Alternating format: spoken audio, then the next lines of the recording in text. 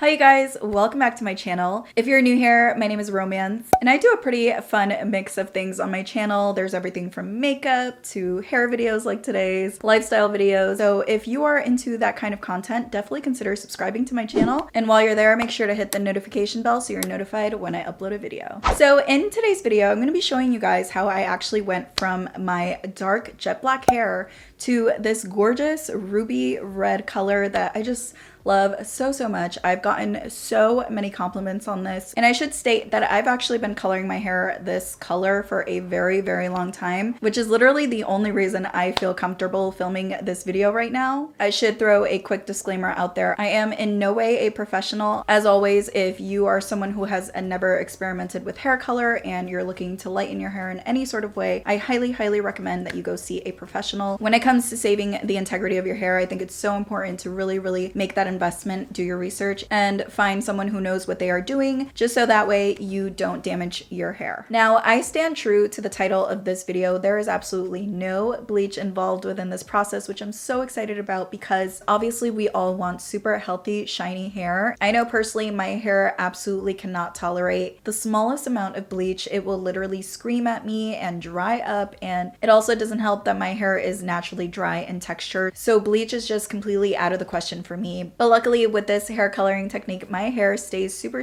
soft and shiny. So if you want to see how I went from jet black box dyed hair to ruby red, then just keep on watching. Alright guys, so let's begin with what you're gonna need to begin this process.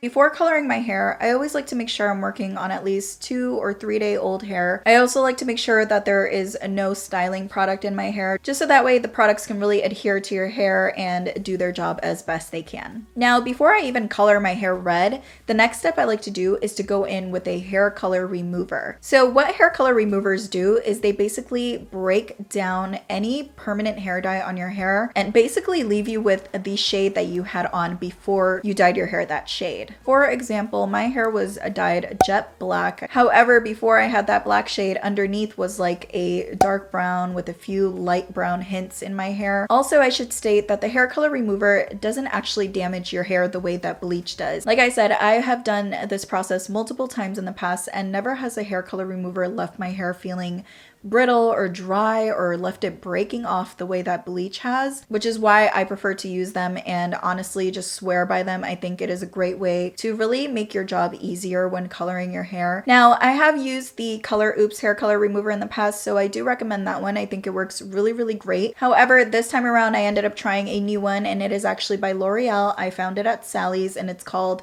the L'Oreal Color Zap, and I was actually really happy with it. I believe the Color Oops and the Color Zap are around the same price range, so either way is fine. The only thing I don't like about the Color Oops is the fact that it smells really bad. It has like a strong egg scent, so if you're gonna work with it, maybe try applying it outside, or you're gonna want to have some windows open to really ventilate the house, so just something to keep in mind.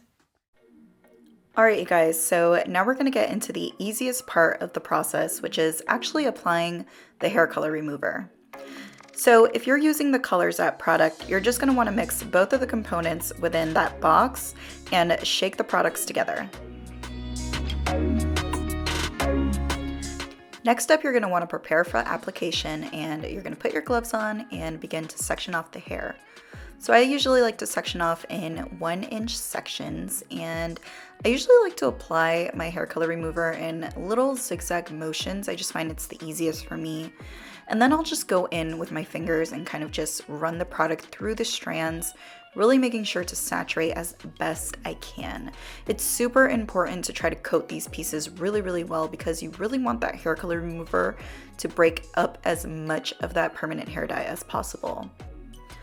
Also, it is very important that you only keep the product towards the middle and ends of your hair. You do not want to apply this to the roots. Reason being that you don't have permanent hair dye on the roots of your hair. That is usually where your new growth is. So if you do get this on the roots, most likely you're going to end up with hot roots. That's definitely not the look we're going for in 2021. We're trying to look cute and even. So make sure to keep it on the middle and ends of your hair and work your way through each section. Once the product has been applied all throughout the hair, you're going to let it sit for around 60 minutes. Once the time is up, you can wash your hair as normally and then dry the hair, but you're not going to want to put any styling product in it.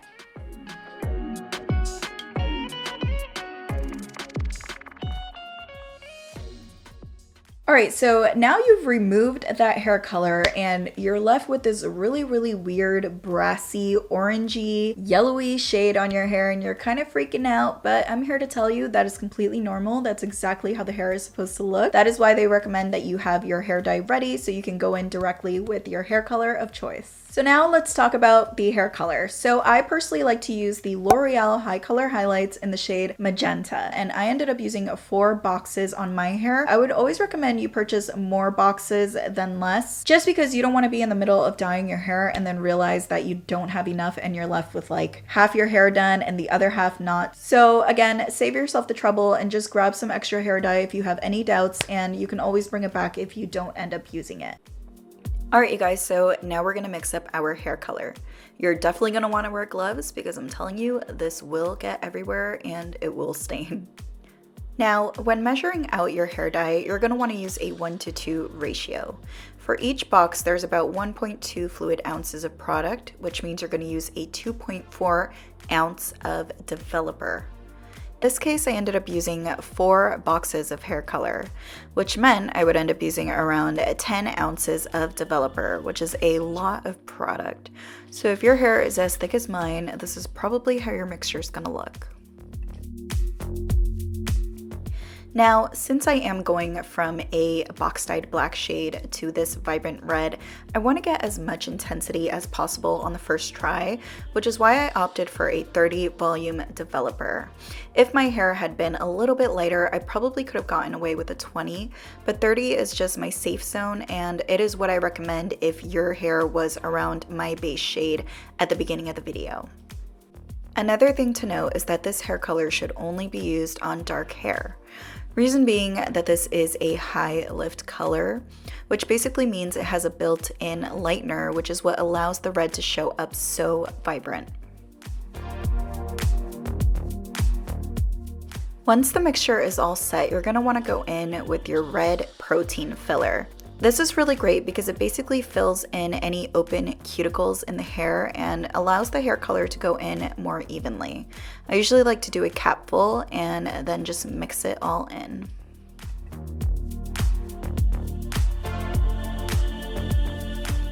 Once your mixture is all set, it should look a little bit like this, a little bit lumpy and creamy. That just means you're ready for application. Now before I color the hair, I always like to protect the hairline as well as the back of my ears and my neck. Here I'm just going to go in with some petroleum jelly and apply that pretty generously. Now as far as my hair coloring technique, I pretty much do the same exact thing I did with the hair color remover, and I like to work on the ends of my hair before I do the roots. Now because I stated that the hair color does have a built-in lightener, I want to make sure that it really tackles the ends of my hair where the permanent hair dye was first before I do the roots. Applying the color this way is really what's going to keep me from getting hot roots, and it's going to let my hair color look as even as possible. So I'm just going to repeat the same process all throughout the hair, making sure to saturate both the front and the back of each section.